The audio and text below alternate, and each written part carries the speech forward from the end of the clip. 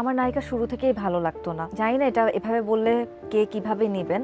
আমি অনেককেই দেখেছি নায়িকা শব্দটা অনেক ডিসরেসপেক্টের সাথে উচ্চারণ করতে। আচ্ছা। তখন থেকে আসলে আমার এটা পছন্দ নয় এবং এই দেখাটা অনেক ছোটবেলায় আমার। সো এটার জন্য আমি একটু অপছন্দও করি, কিছুটা বিব্রত বোধ করি, মাঝে মাঝে লজ্জাও পাই। খুব সম্ভবত কমার্শিয়াল পারপাসে যারা মানে যাদেরকে আমরা খুব কমার্শিয়াল কাজগুলোতে দেখতে পাই তাদেরকে হয়তো বা নায়িকা ওয়ার্ডটা খুব বলা হয় এখন এসে।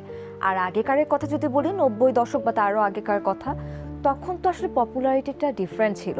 চাইলেই কিন্তু আমরা ববিতা ম্যাম, শাবানা ম্যাম তাদেরকে দেখতে পারতাম না।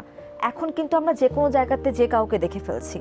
মানে এখন আমি যদি বর্তমান সময়ের কথা বলি, যে টপ টায়ারে যেই অভিনেত্রীরা আছেন তাদেরকে কিন্তু আমি যে কোনো অনুষ্ঠানে দেখে ফেলছি, প্রতিদিন ফেসবুকে দেখতে পাচ্ছি এবং তারাও কিন্তু প্রতিদিন তাদের একটা আপডেট দিচ্ছেন। আগেকার সময়টা না এটা ছিল না। আগেকার একটা পোস্টার জমিয়ে রাখতো মানুষ, কি বলে কার্ড জমিয়ে রাখতো, ভিউ কার্ড জমিয়ে রাখতো।